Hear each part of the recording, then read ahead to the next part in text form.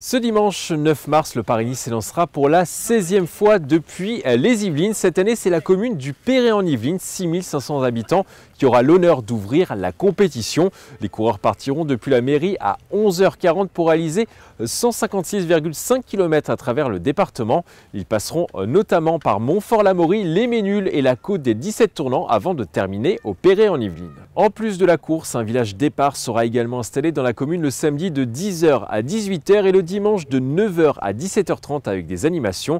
Au programme initiation VTT trial, piste de BMX pour les enfants et un simulateur de vélo de course. Évidemment beaucoup de bonheur parce que ça va être un événement fédérateur pour tous les habitants. Je le disais, on est un territoire de vélo dans les Yvelines et particulièrement au Perret-en-Yvelines puisqu'on est entouré de forêts et donc on a attiré avec le temps beaucoup d'amateurs de vélo. Donc c'est un événement formidable pour eux. Pour les jeunes, on a une très belle association de vélo au Perret, les randonneurs du Perret. Donc je sais que ça va être un grand bonheur pour tous les habitants. Une belle fête attend également les habitants de Montesson. Le 10 mars, les coureurs s'élanceront de la commune de 14 000 habitants pour une étape de 183,9 km. Au programme de cette journée, des animations à partir de 10h avec différents stands, une course des enfants et le podium des équipes à 10h40. Le départ sera donné à midi, rue du Général Leclerc. Une grande fierté pour Montesson. Montesson, c'est une terre de vélo.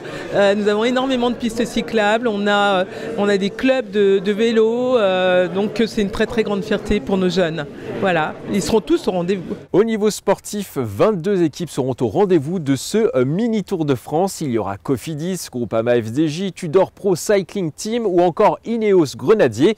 Parmi les coureurs, on devrait retrouver Mats Pedersen, Lenny Martinez, Romain Bardet et un double vainqueur du Tour de France. Jonas Vingegaard, le double vainqueur du Tour de France, dans sa saison de la reconquête, après sa très grave chute du Tour du Pays-Bas, il vient là et la reconquête, elle passe d'abord, j'en suis convaincu, par une victoire dans Paris-Nice, puisque Matteo Jorgensen, le lauréat, son coéquipier, va se mettre à son service, je n'en doute pas, pour montrer à Pogacar qui sera un peu plus loin, qui ne court que les classiques dans la première partie de la saison, qu'il aura fort à faire avec lui cette année. Donc sportivement, ça va être hyper intéressant. À noter que l'organisation du Paris-Nice dans le département entraînera des zones de circulation et de stationnement interdites dans les Yvelines de ce samedi à ce lundi. Pensez à vous renseigner auprès des communes traversées par la course au soleil.